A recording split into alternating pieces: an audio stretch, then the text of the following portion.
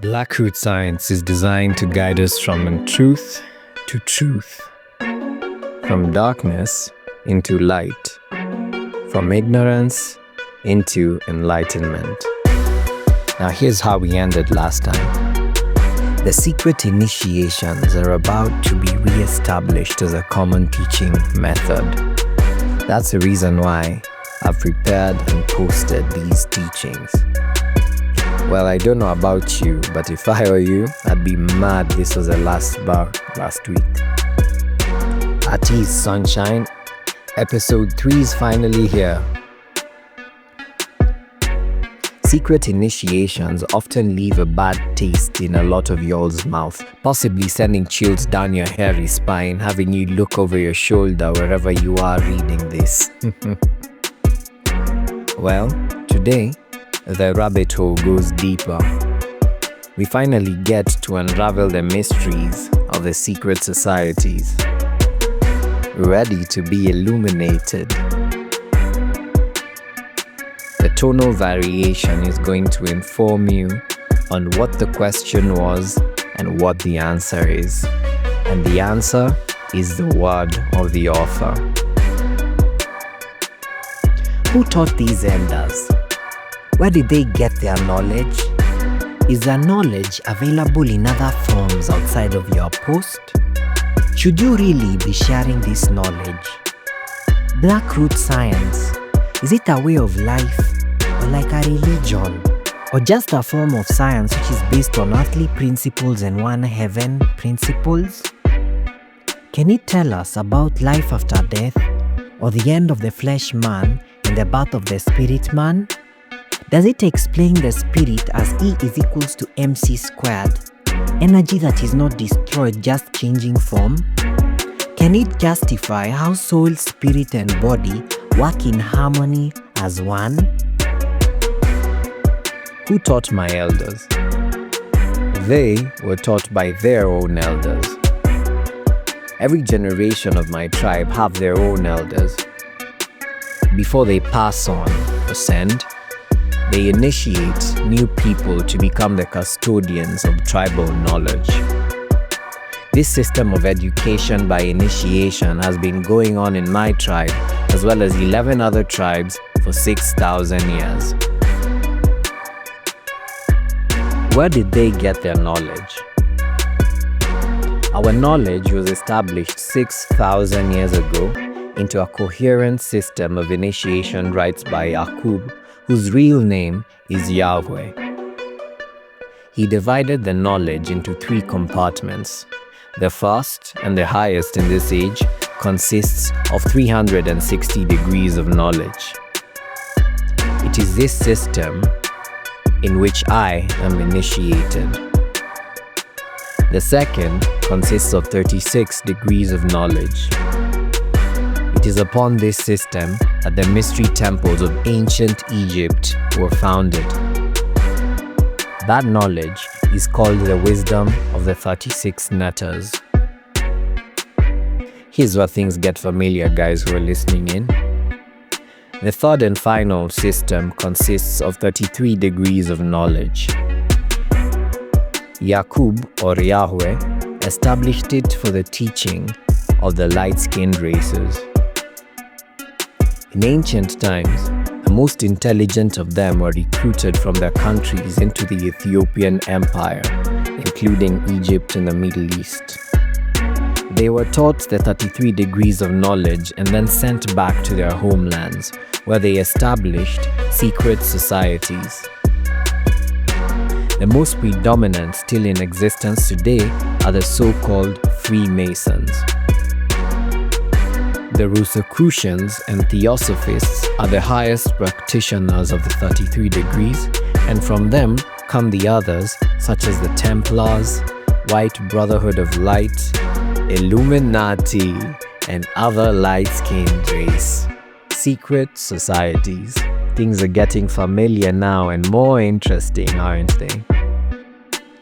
On the question of whether the knowledge of the elders are available in other forms outside of my posts, not in the way I've presented it here. I've tried to present what I've been taught in such a way that it may appeal to the largest possible audience of Black people. Some of this knowledge can be found in the teachings of the Honorable Elijah Muhammad.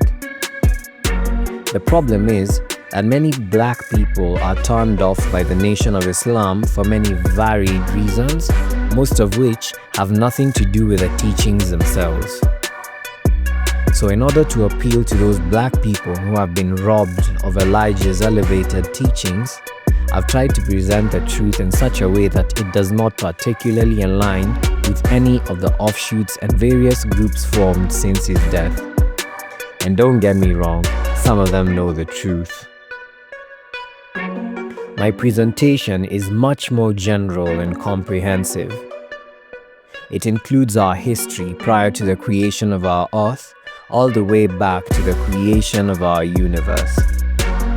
Later on, I'll discuss events that are soon to occur on Earth as the present cycle comes to a close. Then I'll go on to discuss what lies beyond this cycle. My goal is to present as comprehensive a version of truth as is possible to be understood by those who have not yet experienced it firsthand through rites and initiations.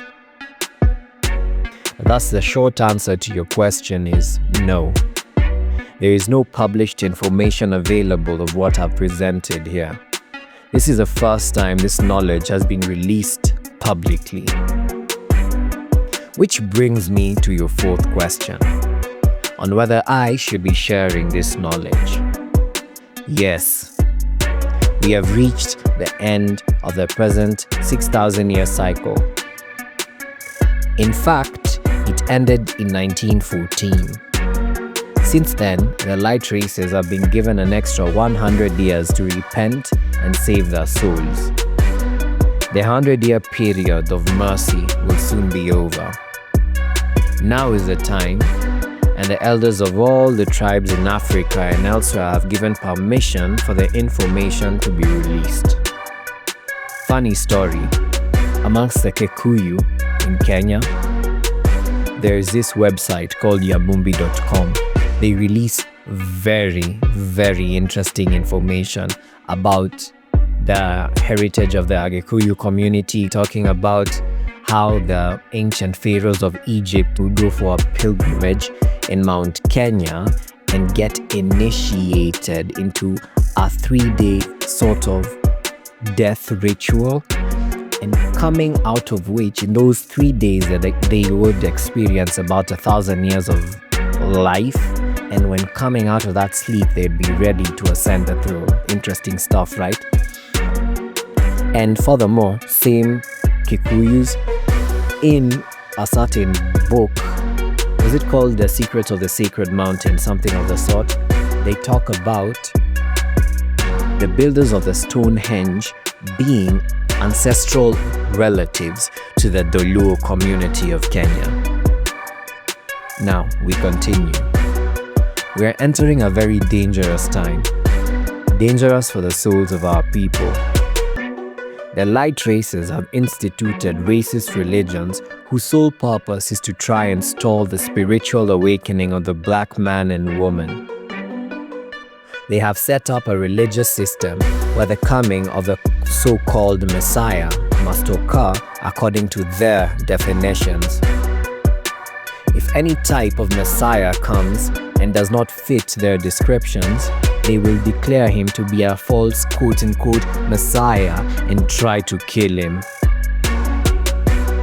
Well, this is precisely how the devils wanted to pan out.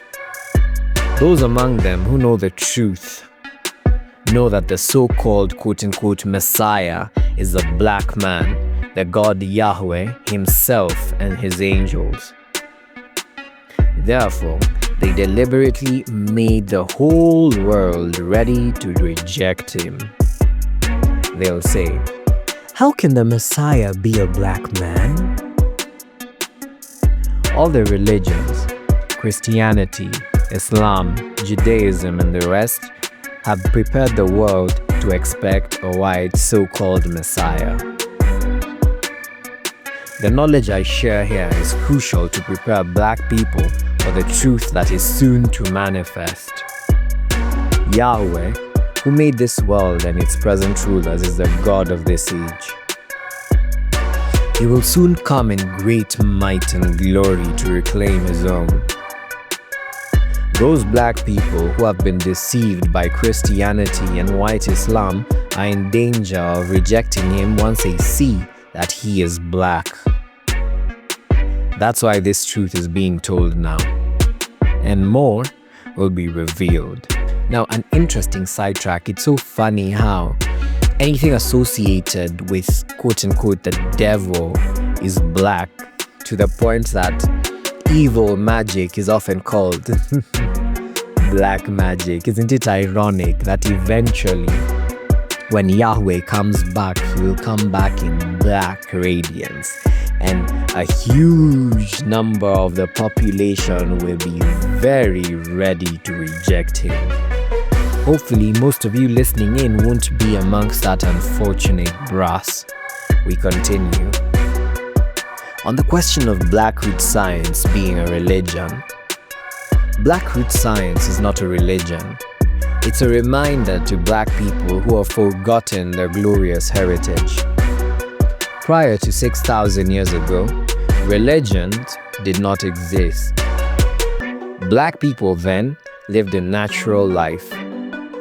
What you call earthly principles or the laws of nature were designed by the 8 billion original people. For the ones who just jumped in on this video, I'd highly advise you start the series from Blackroots Science 1, where we talk about who these 8 billion original people are. The earthly principles are the laws that govern existence in the universe. Black people as gods are not subject to the laws of nature. They are the creators of the laws of nature. All other creatures and beings created by black people, including the light-skinned races, are subject to the laws. We made ourselves subject to these laws only now in this 6,000-year cycle in order to experience what is caused by self-forgetfulness. All of heaven and earth are creation of black people. What is called heaven is a mental state. It is not a physical space somewhere. It exists only in the mind. In scriptures, such as the Bible and the Quran, the word heaven is also used to mean the sky. When it says the gods appear in the heavens, it means they appear in the sky in their spaceships. Einstein's law of E is equals to mc squared applies only to the physical universe. It does not apply to spirit. It is true that energy cannot be destroyed. That's because energy is a condensation of the mind, and the mind has neither beginning nor end. Therefore, energy can be created again and again without end. And what the black man creates can never be destroyed. Not so secret now, huh? Blackroots Science is designed to guide us from untruth to truth, from darkness into light, from ignorance to enlightenment. See you next time.